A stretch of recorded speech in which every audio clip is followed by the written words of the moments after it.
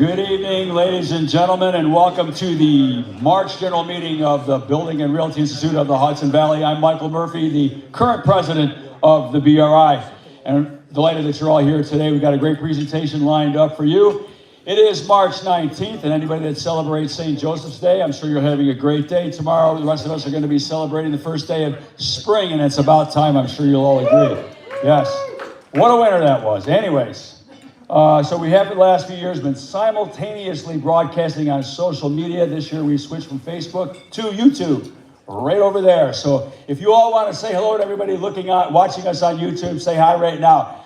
Say hi, everybody watching. There could be thousands of people out there watching right now and maybe in the future.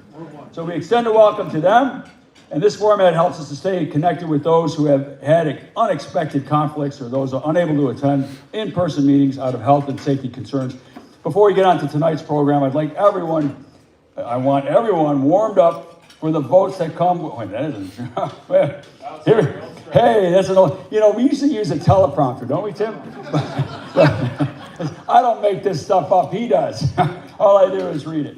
Anyways, first, we're going to go on to something that some people just come to these meetings just for one thing, and that's the salad spinner of destiny. I'm sure that Dan Singer's here. Is Dan here?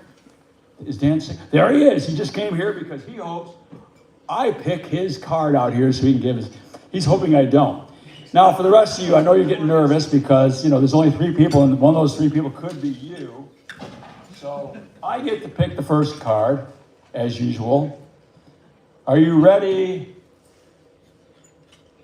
Is Howie here? Where is he? Rebikoff, Property Management. Who threw their card in there? Charles. Come on up here. Get up here, Charles. Give Charles a hand, right? Apparently, this is his first time with the salad spinner of destiny. He doesn't know what the drill is. You get 30 seconds. Or else I use this gavel and I go like that. Okay, so there you go, Charles. Okay. Oh, for an elevator pitch. Okay, I can do that. Hello, everybody. My name's Charles. It's not Howie. Howie's my boss. Howie Ravikoff runs a family-owned business that I've been happy to work for the last 20 years. We are property managers, but we're also owners of the property that we manage, which is a little different. We are based in Portchester. We have a mixed portfolio. We have apartment buildings, some single-family homes, retail stores, commercial space, a little bit of flex warehouse space as well. We're a small company. We focus, as I said, hyper-local. We're in Portchester, a couple of houses in Greenwich, but that's it. We have long-term relationships with our clients, with our tenants, with our vendors, and obviously with the BRI. That's it. Thank you. All right. Thank you, sir. That was great. Howie would be proud. Rebikoff's great members of the BRI. So, keep this honest and let Tim pick the next one. Tim. Can you read that, Tim? Greg Shannon, West Fair Water System. Wow, Greg. Come on up, Greg. Okay, Greg, you have 30 seconds, and you're using some of that 30 seconds. You want to get up here? Come on. You've got to get on to the program. I can see Ron looking at his watch over there, Ron Kamen. Ron Kamen's in the audience over there. Okay. 30 seconds. Hit it. Hi, everyone. Haven't done this before, but super good to see everyone. So good to see you. And Peter Kaplan, thanks for inviting us. So we appreciate that. And Tim, appreciate you making it happen. But I've been at West Fair about 6 years. Local residential water filtration and plumbing company. So very passionate about what I do and looking forward to joining the BRI sometime soon. So I'm here as a guest. And we appreciate you guys having us. So thanks so much. Okay, hang on a minute. You get the next one, okay? Let's go. Get one more over here. Now the rest of you over here. There's only one person that's going to have the joy of coming up here, so the rest of you maybe will want to talk to each other. In this Salad Center of Destiny. And read the name. Oh, Phil Luria. Phil, come on up, Phil. He's got his 30 seconds. Yeah, there you go. Yeah, I'm with Princeton Realty Group, having joined them recently. We're a full-service commercial real estate brokerage firm. We do all asset classes, office, industrial, land, retail, and so forth, not involved with residential at all. I've been in the business a long time. I was with 2 companies previously. And that's about it. Look forward to working with all of you. Another great member of the BRI. You always want to do that, right? Another great member of the BRI. Now, the rest of you that didn't do this, now I hope that you've told people at your table who you are and what you do, because one of the points about being in the BRI is doing business with one another. So we hope you're doing business with one another. Anyways, on to the next thing, whichever is. Anybody here who is not a member of the BRI, raise your hand. Okay, anybody here who's an ambassador of the BRI, please stand up. Stand up, look at that. You got this. Now, these people here, they've committed their time, right? We've launched this program this year, so they've committed their time to be to help bring new members, into the organization, to answer their questions and be a friendly face if they come to meetings like this. So we thank you for your service as ambassadors. Now, anybody here would like to be an ambassador, usually Anika handles the program, so if you'd like to be an ambassador, you want to talk to Anika, or you can talk to Tim, because he'll be here after. Anyways, so what else we got here? All right, we got celebrations coming up. Sorry, I should have read this beforehand, right? All right, so I'm going to skip through some of this over here and get right down to the next couple things that are coming up here.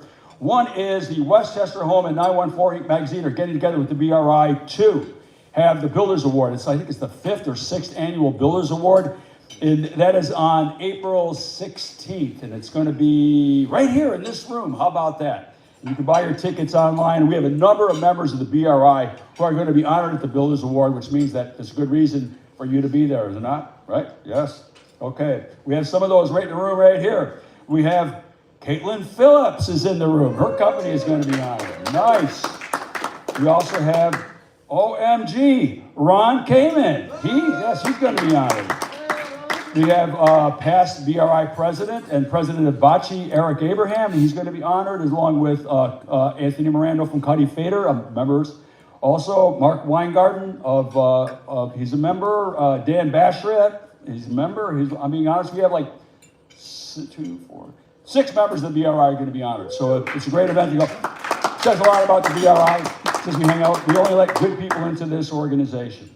Also coming up in May 21st is going to be our 80th anniversary celebration. Who's bought their ticket already for the BRI? Okay, that's good. The rest of you should buy your. It's going to be a great party. Is it not going to be a great party, Tim? A great party. It's going to be at the Mamaroneck Boat and Yacht Club.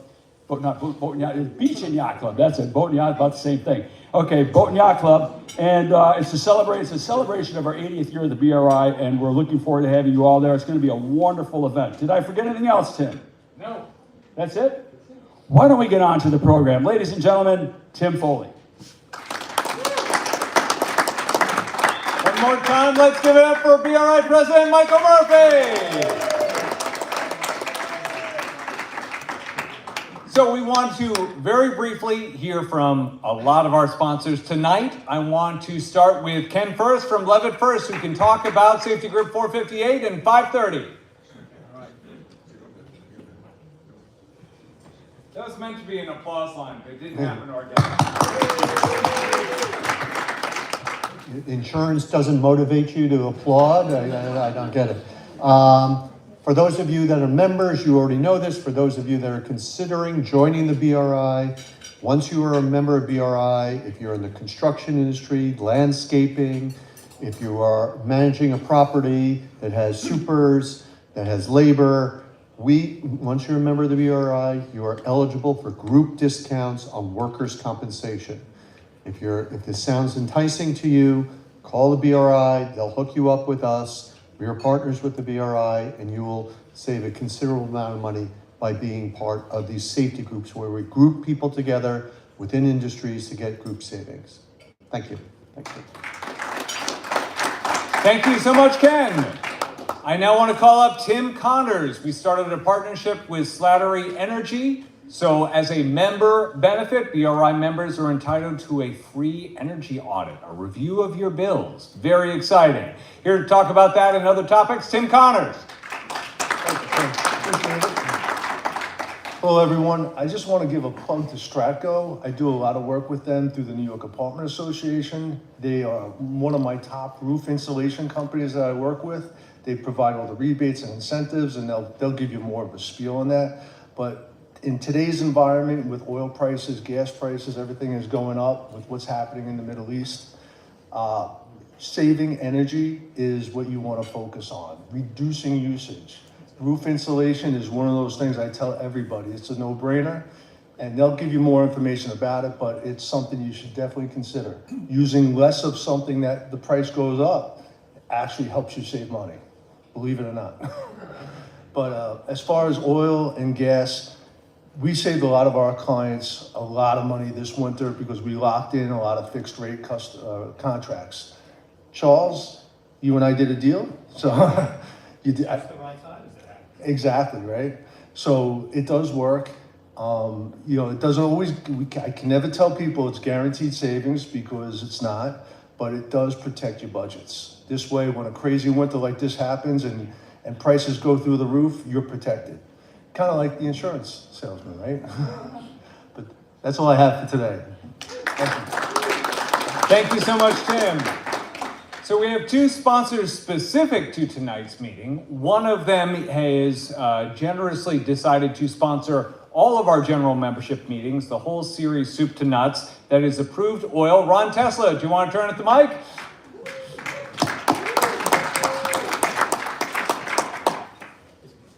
Thank you, Jim. Thanks, everybody. I come here a lot. I know a lot of people here. I see a lot of people. I do a lot of business with some of you. Approved Oil, probably the largest wholesaler in the tri-state area.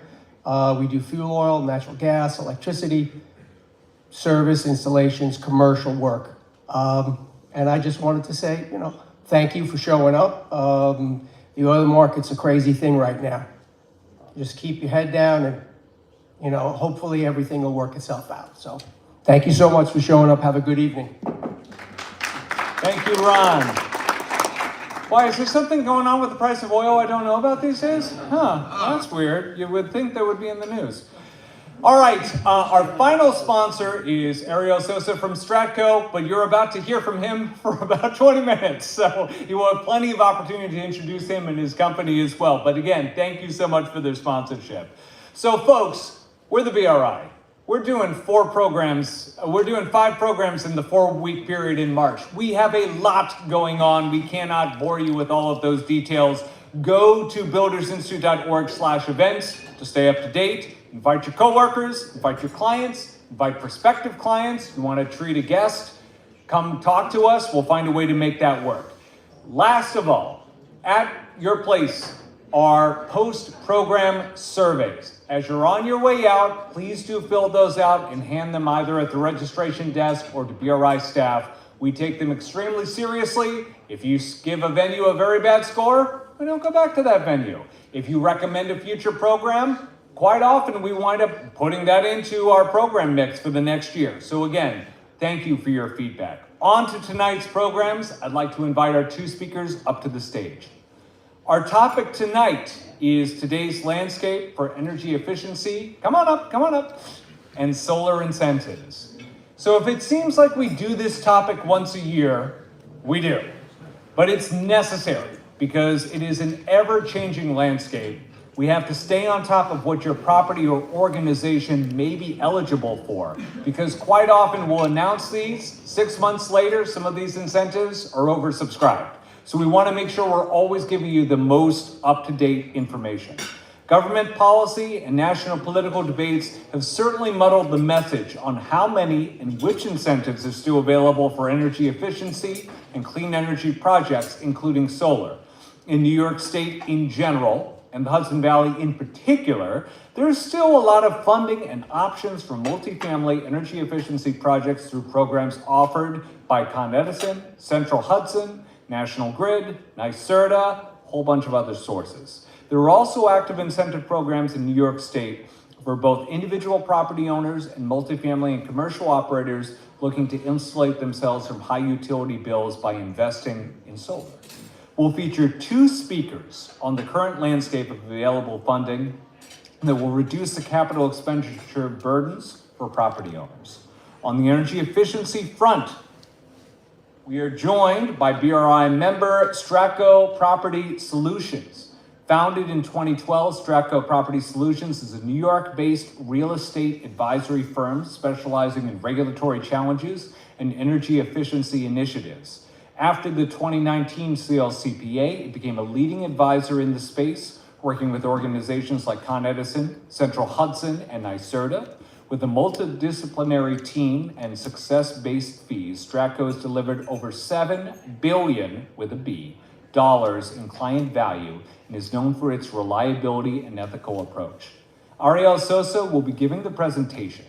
At the end, after both presentations have gone, he'll also be joined during Q&A by the principal and CEO of the company. Robert, is he here?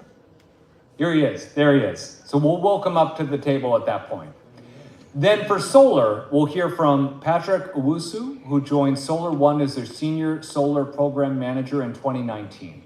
Solar One's mission is to design and deliver innovative education, training, and technical assistance that fosters sustainability and resiliency in diverse urban environments. Their programs help individuals and communities explore new ways of living and working that are more adaptive to a climate change impacted world. After each gentleman completes his presentation, then together we'll have Q&A, and you won't just have me moderating it.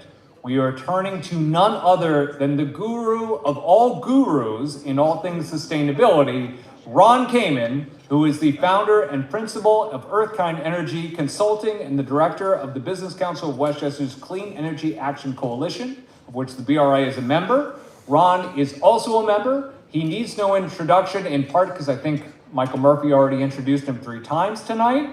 And he will have a special announcement of his own to make. So you'll want to stick around for that. So without further ado, I want to hand over the clicker and the microphone to Ariel Sosa from Stratco Property Solutions. Okay, so if you want to take my information, you can scan this and also scan it at the end of the presentation if needed. One thing that I want you to take away today, and I'm going to start with that, before you do any capital improvement, make sure you pre-qualify for incentives. There are incentives. So in New York State, the policy is made by these core principles, and first, energy efficiency, electrification, and decarbonization with some equity and resilience. So all of the incentives that are created are under these core bodies. You guys know the Climate Act that came out in 2019. The goal is to decarbonize, reduce emissions by 2030, and all of the buildings have to be all electric by 2027, and 70% of renewable energy by 2030, with a special emphasis on building energy efficiency. So that's what we do in the sector. These are the building sectors that we have across the board. So multifamily is anything that's above 5 units, and residential is 1 to 4 residential, with also small businesses and large and commercials. In terms of policy, the previous version of a policy was the New York efficiency, got replaced in 2018 by the new model, which is the building energy efficiency and beneficial electrification. So this is the plan from 2026 to 2030. There is $5 billion allocated in this Public Service Commission order. And the idea of this rule is to put in the buckets of what gets incentivized and under what bucket. So you have building envelope weatherization, also known as building envelope deep retrofits and electrification. And then it has the non-LMI and LMI buckets. So the non-LMI is the market rate residential. The LMI is the affordable housing component. For most of the program, LMI is defined as at least 35% affordable housing, rent stabilized, rent regulated. And then the order also dictates what gets phased out. When this previous energy efficiency program came out, the priority was in lighting and things that didn't have much of an impact. Now it's all about deeper retrofits. As I was saying, building envelope is the first step, insulating your attic, your walls, windows, and then building electrification, which is essentially heat pumps and domestic hot water heat pump water heaters. And as I mentioned, the order dictates about the LMI carved out of 30% of the budget of the $5 billion to be spent between 2026 to 2030. at least 30% of it has to be dedicated to LMI. These are, to the right, the measures that are getting phased out for incentives, provided that they're not LMI. So there's still going to be incentive for boiler if it's hard to electrify. But again, the order prioritizes electrification and envelope. As you are familiar with the map, here you have Con Edison in Westchester, the biggest utility company, handles the gas and electricity, and they have, at least out of that budget, 2.1 billion. So if you have a building that is within this territory, Con Edison, Orange, Rockland, Central Hudson, that needs any of these energy efficiency program incentive, come to us and we can help you out. This map right here is just to emphasize the LMI in the Central Hudson Valley. It's 45% LMI against this entire state, which is about 35%. So there's a lot of opportunity in this sector right here for affordable housing incentives. So I'm going to start now pivoting to the type of incentive that exists. In the residential market, you have weather-ready programs that pay for insulation of the attic. There has to be some pre-requirements before you get the incentive, so like a window blower door test, a whole air sealing, and one of those different measures to get eligibility for these incentives. So this is for homes 1 to 4 family residences that are heated either by gas, oil, or heat pumps. It goes from $1,000 to $4,000 for insulated homes. For those ones that want to take pictures, you can just. All right. This is the electrification heat pump incentive rate for putting up heat pumps for the space heating in homes and water heating incentives. It goes across the board, Con Edison, Central Hudson, anywhere between $2,000 to $5,000 for heat pumps. And these are the condensers to electrify zones in a home. So air source heat pump is the top 2, and then ground source heat pump gets a little more incentive because that's a more expensive project. This is the Central Hudson incentive rate. Again, similar incentive rate across the board for electric heat pumps for residential. This table right here is for small commercial buildings.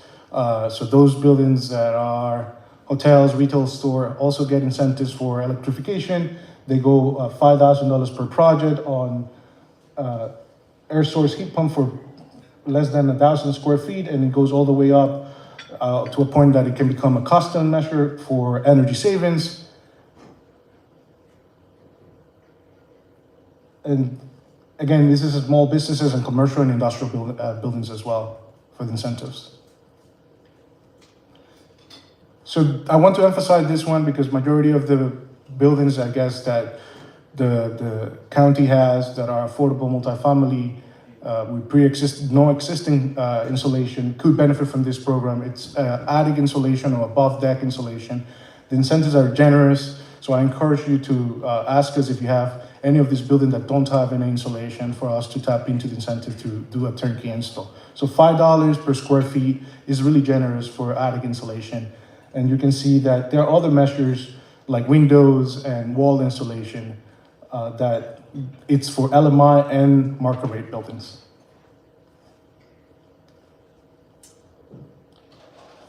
Similarly, the electrification for multifamily is also a robust incentive rate. It's $5,000 per dwelling unit. And then if it gets to a larger project, it's based on energy savings at $200 a million BTU hours saved.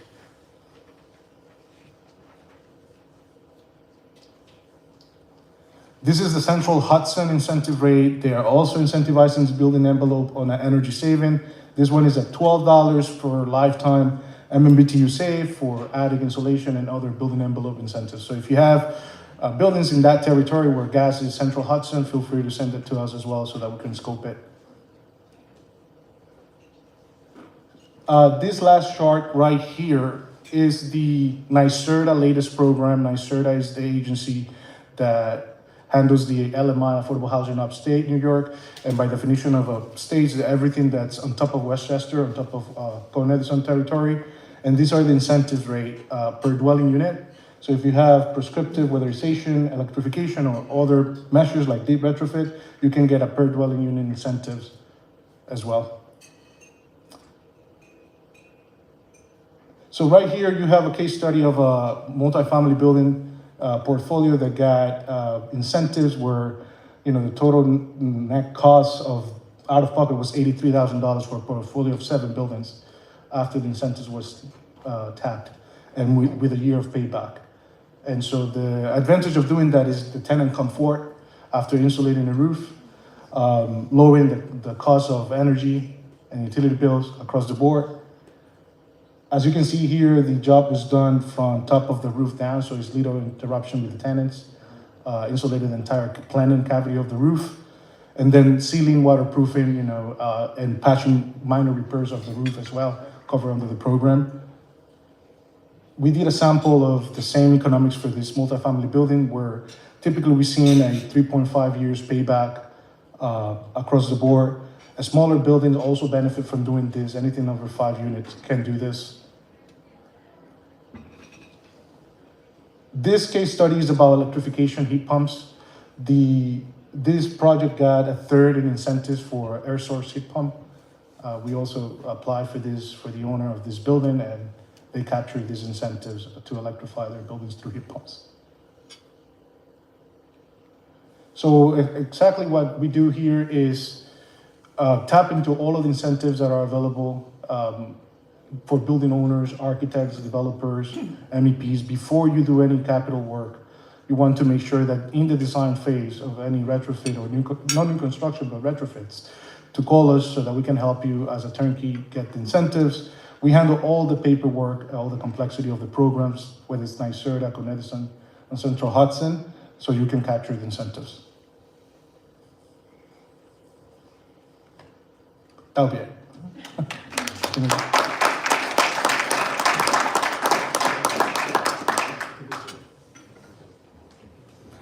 Hello, everyone. I'll be handling the second half of the presentation. So this is a little presentation about solar for New York City and in Westchester. And here's our agenda of the topics we're going to be going through.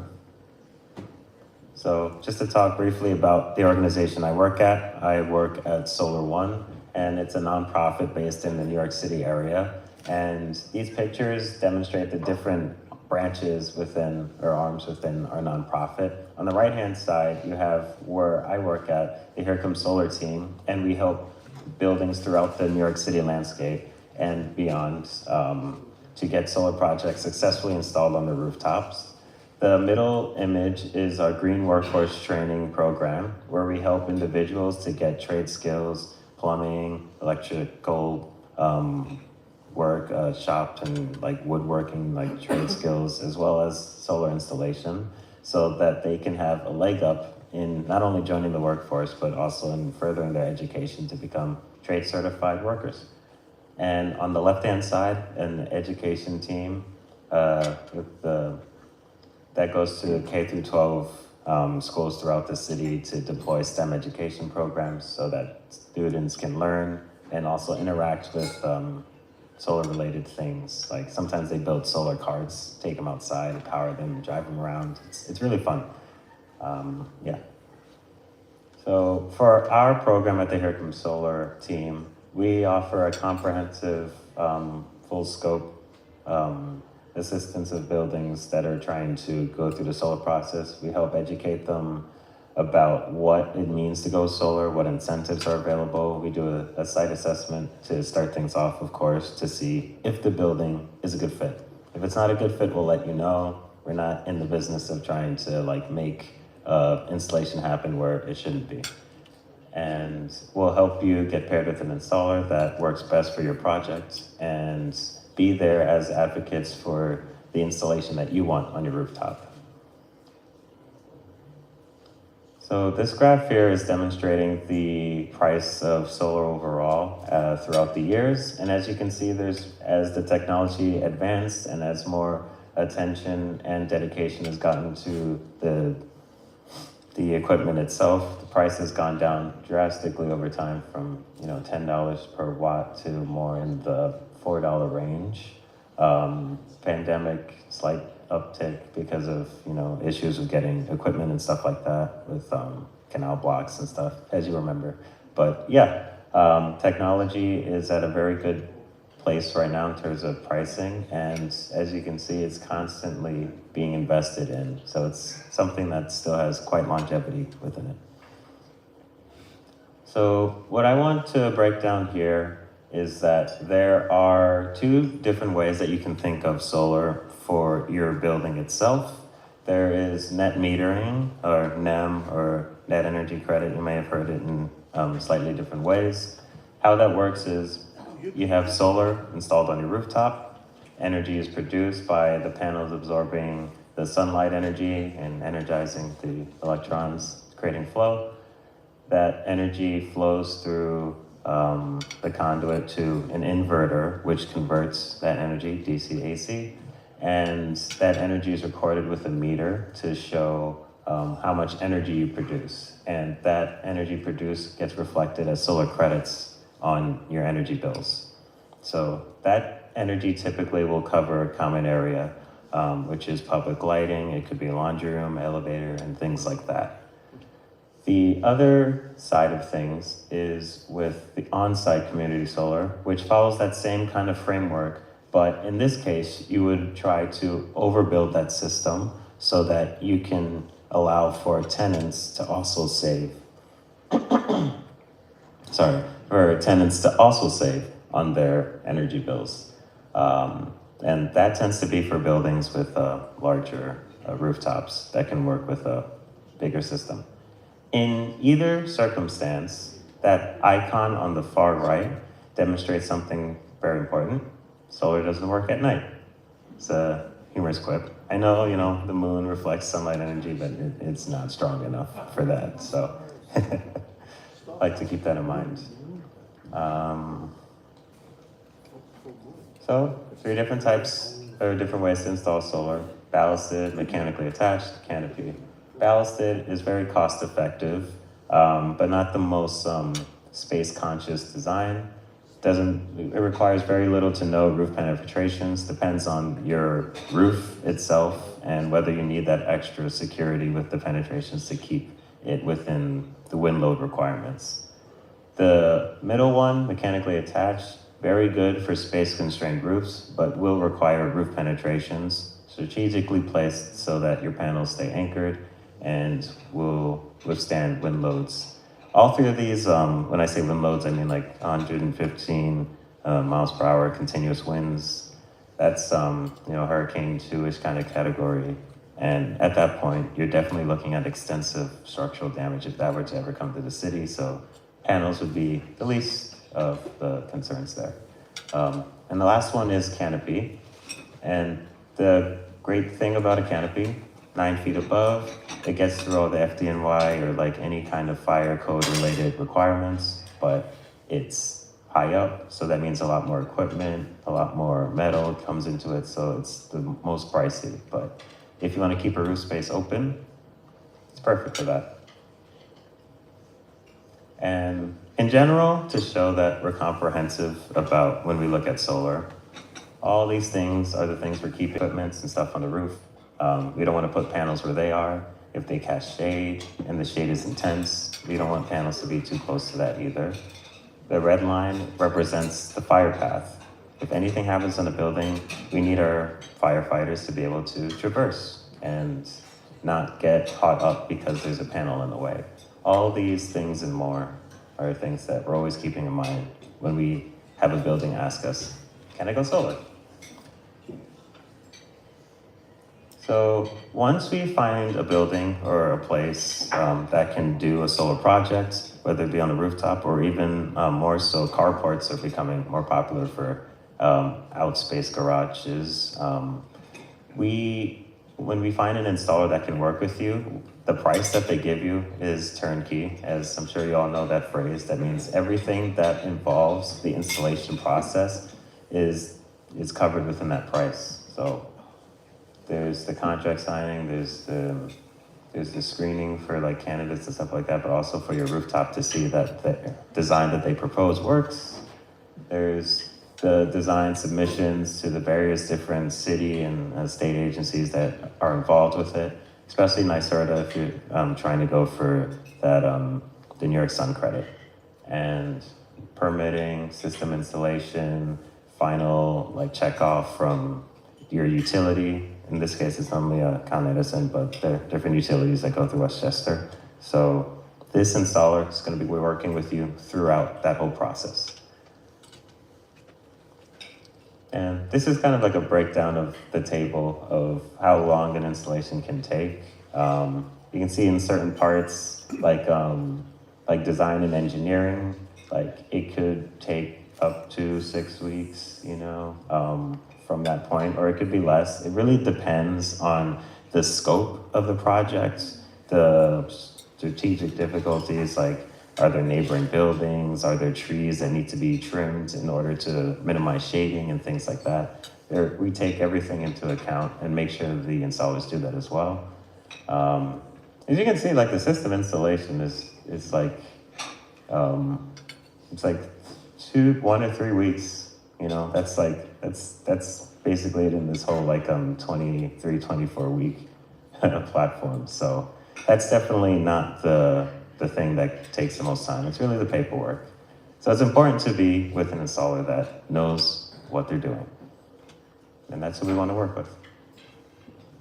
So for this table here, I definitely want to point some things out. Some of these incentives are largely in the New York City area, and that's like with the property tax abatement. That's something that's for any realty, any developers or architects that work with building stock in the New York City area. That's something that they know of, or should know of. It's really great. And not so much in the Westchester area.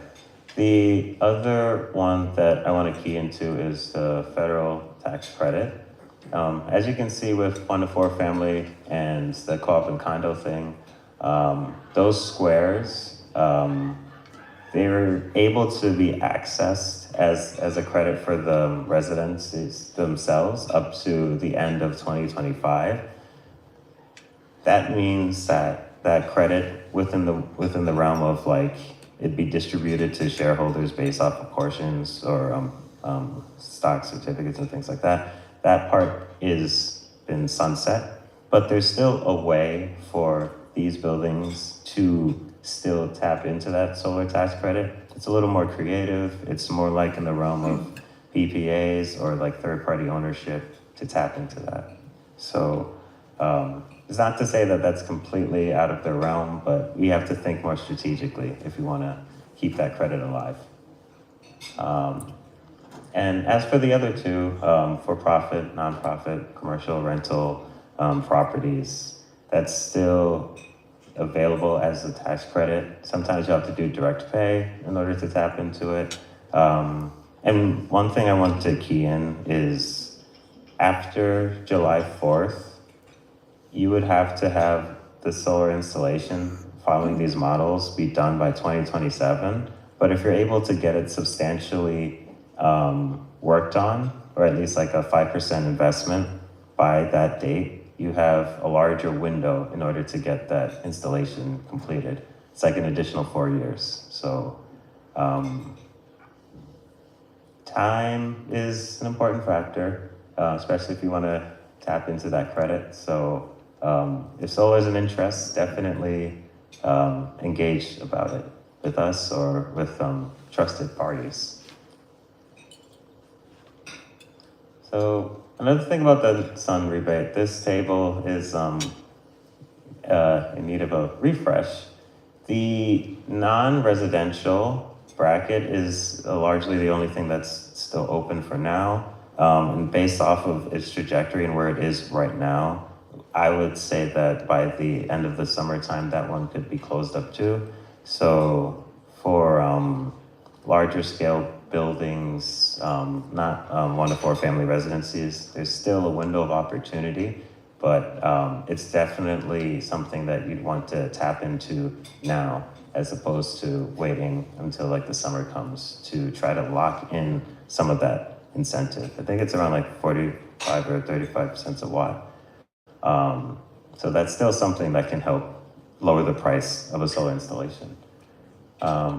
And the New York Sun program is also in legislature right now. So if things go well and it's supported for more years, this program could become revitalized once more, and we'll have new tranches, new buckets for incentives. We'll have to wait and see.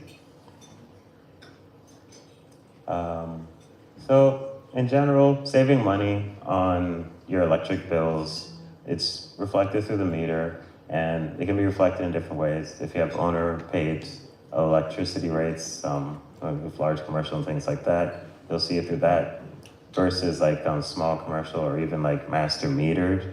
So that's like that EL1, EL2, 8, 9 like scenarios and things like that. So your metering configuration does matter in like how those savings are reflected.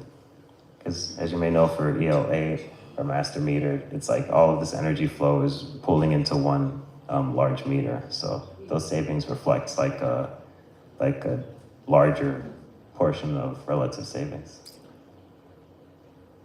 So this graph is just demonstrating like if you know someone, or if you're working with someone who knows about their incentives, who knows about what's available for rebates and things like that, it can make a big impact, a large impact in what your payback window is for a project.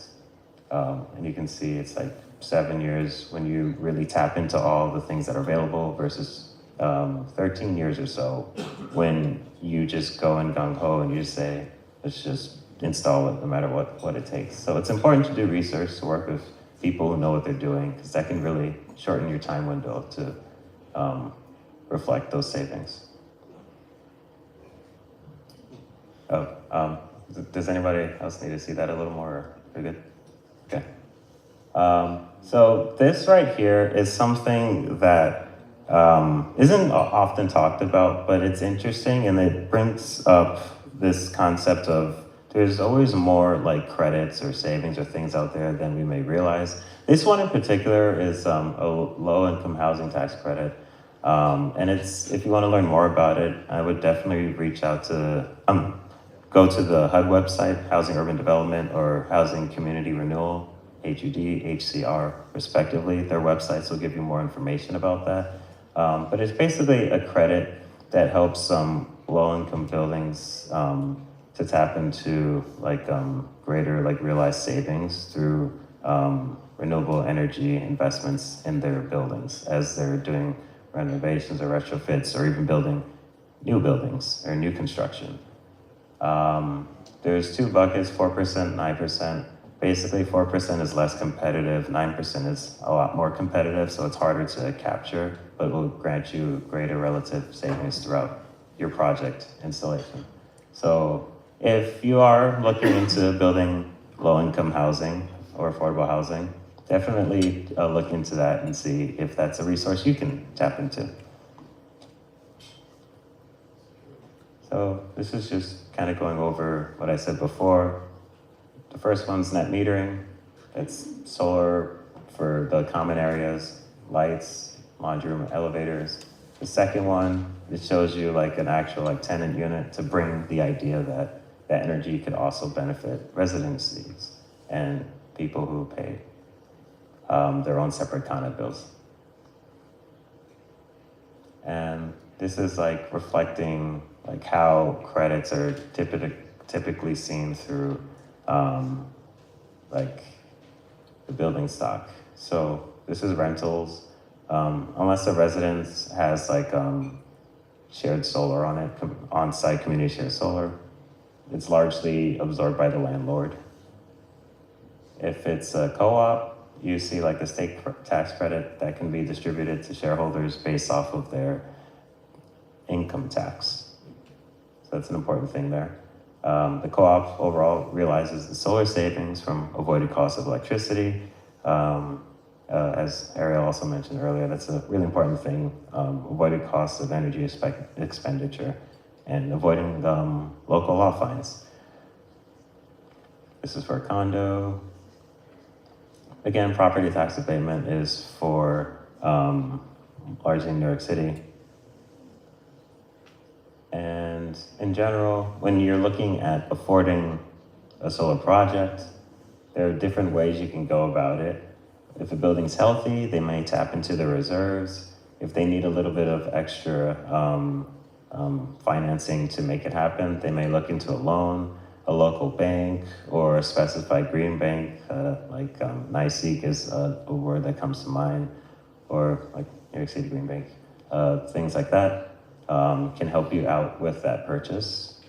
Like I said before, if you're trying to tap into that federal tax credit, you may want to look into third-party ownership with like a purchase power agreement or some kind of entity clause that can help you to tap into the maximal savings.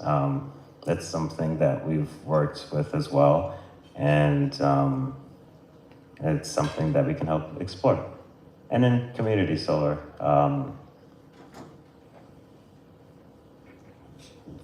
So last bit, case studies. This is a building that we've helped out in the past with the solar projects. You can see the upfront cost is $297,000, and this was for a 91 kilowatt DC system. The building was very good with reserves, so they paid with cash. And when you do like these cash payments, whether it's cash or loan or anything like that, every installer has their own milestone structure. So it's not just all that money goes immediately and then you get an installation. It's like they do an investigation, you pay a little bit.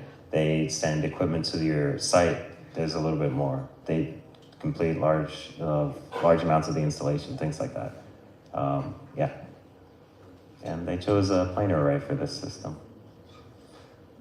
This one's a canopy one. This is an affordable housing building and a new construction. So they're able to tap into that credit that I mentioned before. And that really helped to lower their payback window and also to help afford the system itself. And this is a different financial loan system from like HPD, Green Housing Preservation Loan. And there are a lot of different ways to work with not only just, I guess, the city-based or like also state-based entities to like help bring like housing projects online. So if that's something that's of interest, I definitely recommend looking into that. This one's a ballasted one. The previous one, canopy. As you can see, people can stand under it, and it keeps the roof open. And it kind of protects you from rain too, because this was a cloudy day. All right, so that's all I have for you. And definitely welcoming questions as things proceed. Thank you for your time.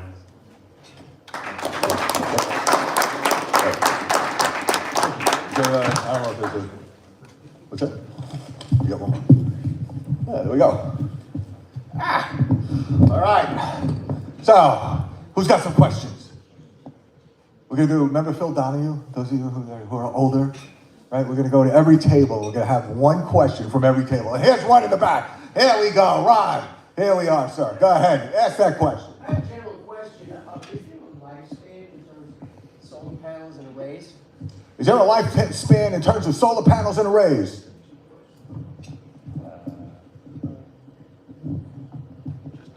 Is it on? Oh, perfect.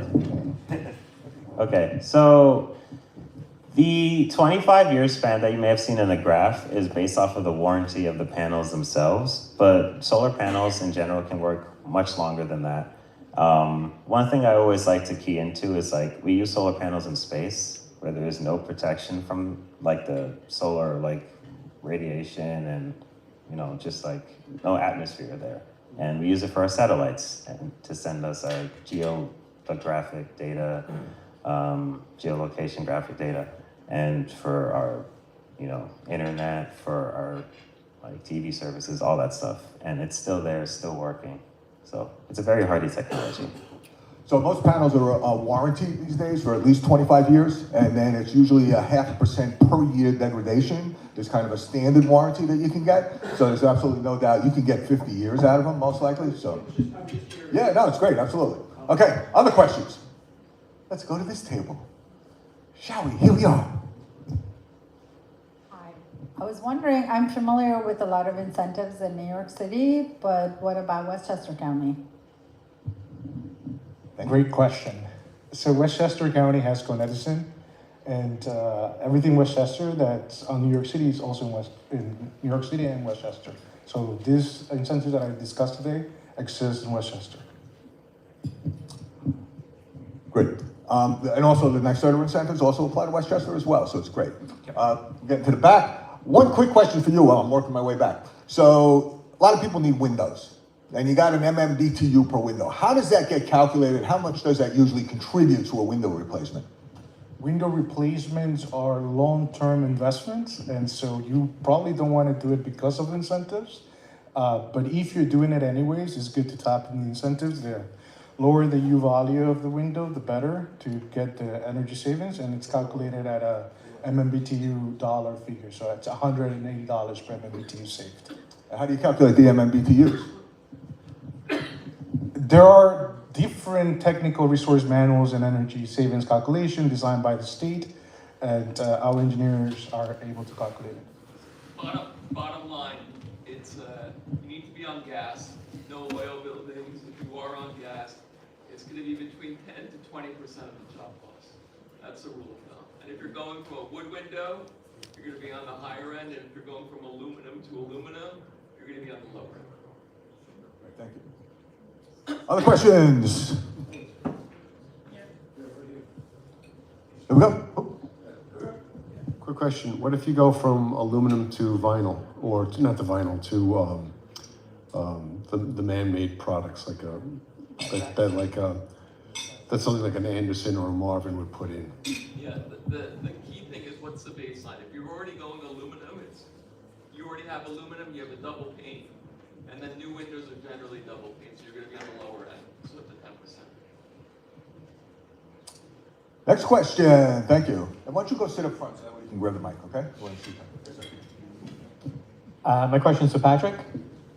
Regarding the canopy solar array, could you put that over the top of a roof that has rooftop parking on it? You can. There's a thing called a carport. And that design is more opened up, and it allows for cars to drive around underneath them and things like that. We would have to look to see the integrity of the roof itself to make sure that when if we were to install a carport design onto a rooftop that's above, that it can withstand that weight and that the penetration doesn't cause issues and stuff like that. So all of that will be researched to determine that. But yes, you can. And actually, just for folks who know, one of the things that Tim was mentioning is on April 14th, there is a Clean Energy Action Coalition conference. One of the things we're talking about is the opportunity to do solar carports over parking lots, whether it's in the street or not. White Plains, for those of you who live in White Plains, has solar carports over many of their parking structures. They're making $1 million a year for the taxpayers. Next.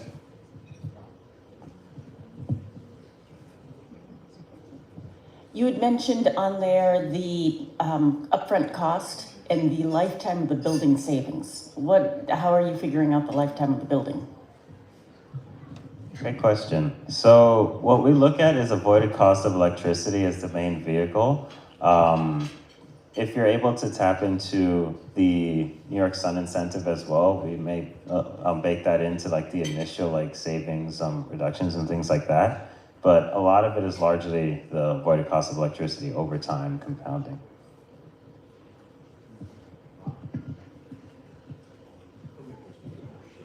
We're in Bedford, which by the way is NYSEG.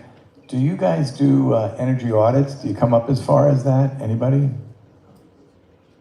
I can answer that. So on your, if you check on your utility company's website, they provide free every utility territory in New York State, they provide free energy audits for the home. You can get one every 2 years. Go ahead.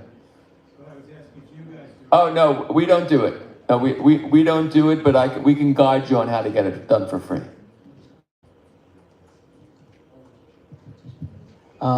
Question on the solar installation. I noticed, in the presentation you pointed out that there's no solar energy produced at night, but in residential buildings there's more energy consumed, during when it's dark out than during the day. Are there incentives around battery storage systems? A really good question. A really good question. There are incentives. It's a little, at least in New York City's area of space, it can be a little tricky because like FDMI is like still doing their like research as to what things they will allow, and they have some devices that they've actually like put out in listing as like, we trust this device in a residential space so that you can use it. So it's definitely, we're making progress a lot more so than it was like even a few years ago. It's possible, but you definitely want to work with someone who knows that knowledge. Yeah, just to give you a sense of battery energy storage, right? So, right, solar comes during the day, it's not there all the time, you don't have it at night. So with batteries, the nice thing about it is that obviously you can then charge up the batteries, discharge them when you want. For those who have peak demand, KW demand charges, that's a way of reducing your demand, right? And as well, it gives you resiliency if you build in a little microgrid. And again, on the Business Council of Westchester, how many people are familiar with the Business Council of Westchester? BCW. If you go to bcw.org, you'll find out about this April 14th conference. A lot of these issues are going to be discussed there about the incentives and what's going on. In Westchester, by the way, there's 43 authorities having jurisdiction. What that means is that your jurisdiction, your community, has the right to approve or disapprove. Of those communities right now, a number of them have passed bans on battery storage in general. Why? Because they're afraid of it. Right? And we can talk about the fear, but that's one of the things we'll be addressing at this conference, are the fears and the realities. The technology, by the way, you got it in your pocket. If you have a smartphone, it's the same technology, folks. It's the same lithium ion that's in your cell phones. It's the same lithium ion that's in your car keys. It's the same lithium ion that's your kids' toys, okay? Same technology, and this is actually highly regulated. We can talk about it, and you'll find out about it if you want to come to this conference on April 14th. All right, other questions? I just wanted to add something to what you shared. So on the battery storage, if you saw on one of the earlier slides, it was part of the 2026 to 2030 plan. Right now, New York State is behind on their goal with the battery storage, which was a priority right now because of all of the safety reasons.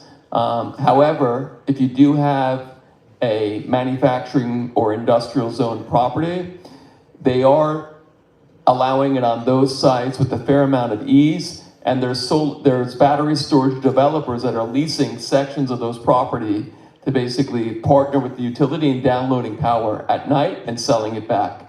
So that is a viable business with multifamily or wherever there's someone living, you're generally not getting the permits. That's a sum up. And then related to solar, we do a lot of work with Solar One and the installers that they outlined. It's a great product on situations where people are getting 100% financing, which is available, and you're putting no money up front.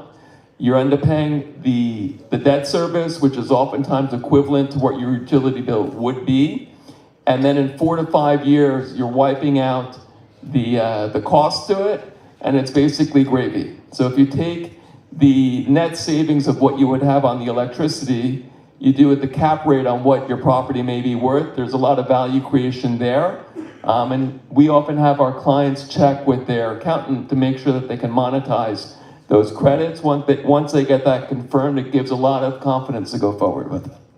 Yeah, great, thank you. In addition, there's the opportunity to also lease your roof for solar and or lease space to a battery storage company in various different places. That gets you a significant cash flow without any cash up front, and they warranty it and guarantee it, and you have a positive cash flow from day one. And on April 14th, there'll be an FDNY former hazmat lieutenant who will be there to answer questions about battery storage if you're interested about looking at it for yourself, for your properties, for wherever. And there'll be people there who actually install these systems and pay commercial property owners for the rights to install them and deliver. All right. 2 questions. One is, you talked about the panels degrading. How do you know, would you know when they're starting to not work effectively?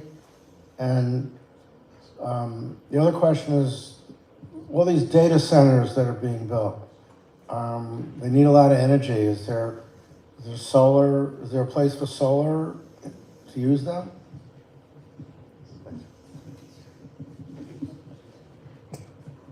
I'll get things started, and my colleagues will jump in as needed. So for the degradation itself, these are lab tested panels. Like some panels you even see they have like lab numbers as opposed to like in real time kind of numbers. And that just shows that they've been testing and like putting these panels through the research needed so they know what their degradation factors are.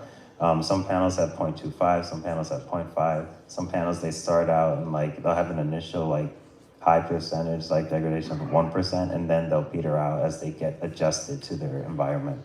So this is all like things that have been researched extensively. That's how we get those like degradation numbers. As for the data centers, all I can really say is that you're right. They are going to need an extensive amount of energy, extensive amount of land, and to cool it down as well, they'll be needing like likely waterways as well to utilize for that. It would have like in an ideal setting, like there would be space for renewable energy to assist in that energy need, but things are different. The solar production for a data center is really a fraction of its demand, but oftentimes because they're large pieces of really like an industrial space, those rooftops are oftentimes leased out to third parties that are selling it to households, and they're decreasing the demand on residential use. But for data centers, it's really going to have to come from another source, oftentimes nuclear. And by the way, they're going to turn back on the 3 Mile Island nuclear power plant. For those of you who remember that little one that almost melted down in Pennsylvania, they're going to turn it back on just to power up a data center, just to give you a sense.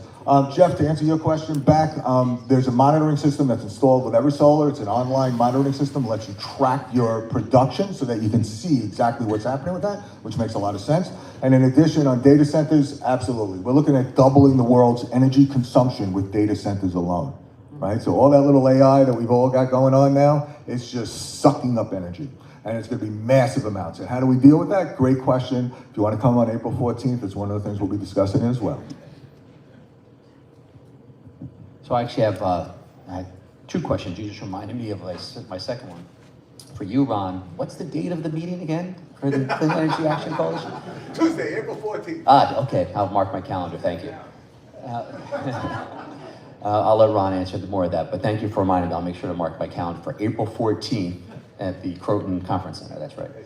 My other question, and I don't know if you guys are the experts on this or would know where to point us in a direction, but for those that own buildings, is there any empirical data that shows the ability to charge a premium rent if the building is a clean building, somehow LEED certified, or at least generating its power through solar?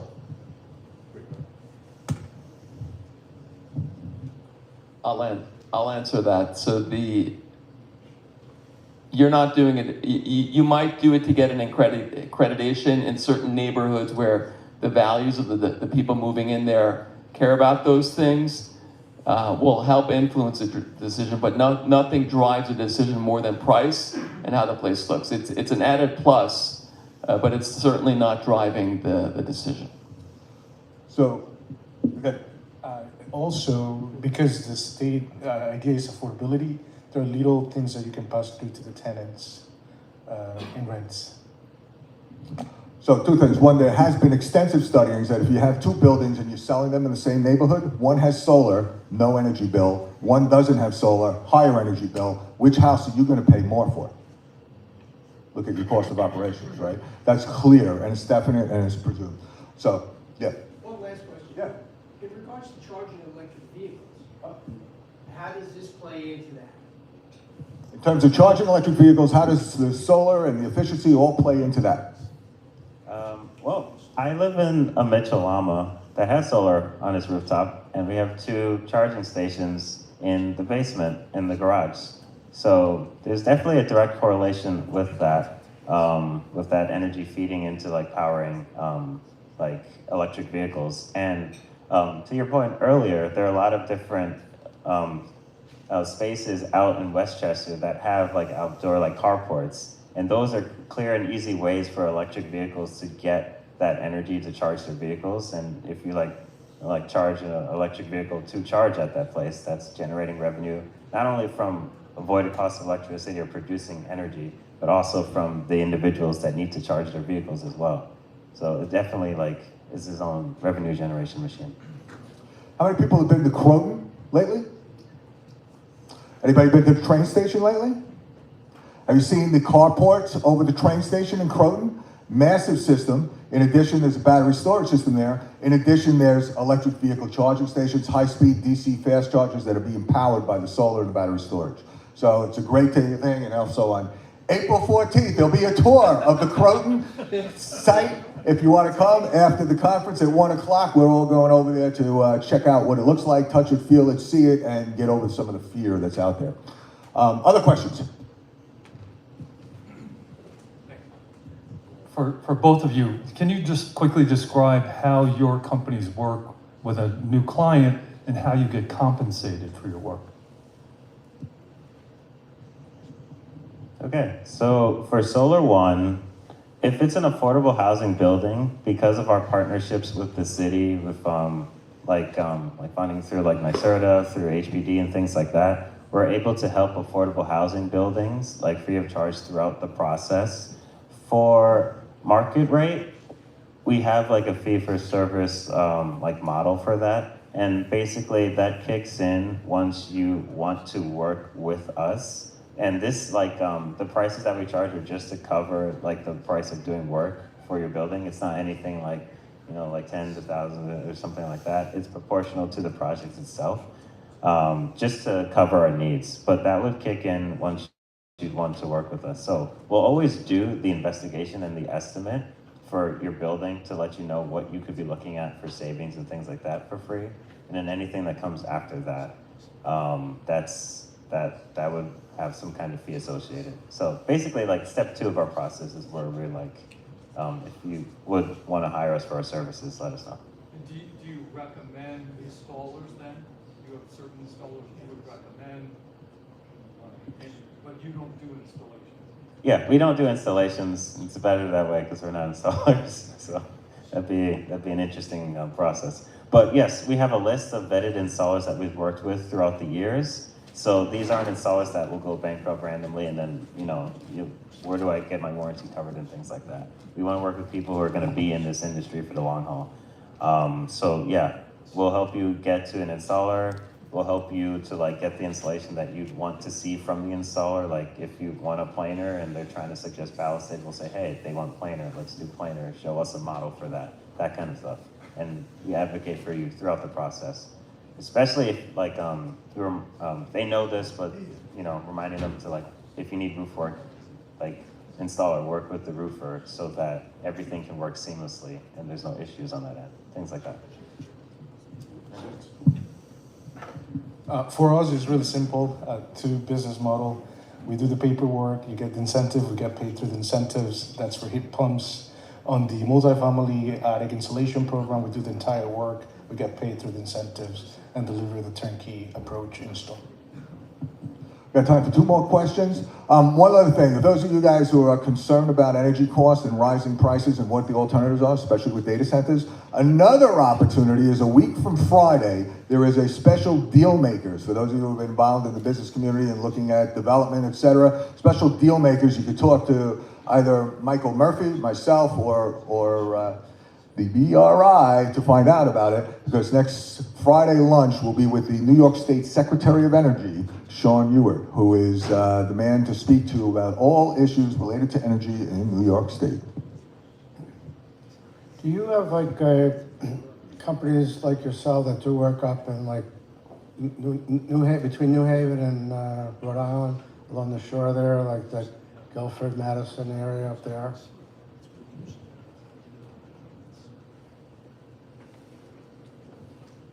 For our work, we would, when our clients have properties in those other states, we introduce them to sister companies that specialize in those territories.